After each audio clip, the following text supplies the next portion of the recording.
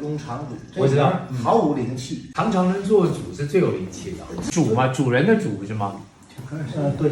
但是你这个名字，我当时看的名字，我觉得这个有点像要出家的样子。我们主真的是常住，因为尤其是汉传佛教，都叫一切行者要常做自己主人，我就是常主嘛，对吧？但我觉得这名字没灵气。没有，取了法号以后多称法号啊。虽然常主，但你还不知道怎么下手，所以没灵气。将来知道法号以后，每天要是能够用到那念心，灵气就起来了。灵气就是什么是灵气？就是你那点觉明那些灵明之气，是吧？什么叫灵明之气？就懂得用，常常都能够提得起来，就是灵气，是吧？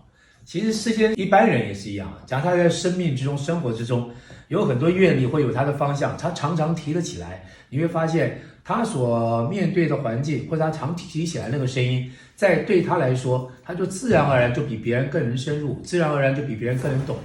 那个就叫灵气。那您说多亲近大自然，有没有机会开智慧？我看您行脚都是和大自然比较近距离的接触。那个是有方法在每一个下手处、每一个脚步下面去参的，不是在大自然里面去体会的，是假借自然的力量，让你身心起的那个反应，在那个反应的差别处，你去找那个心里面没有差别的那个根本面目。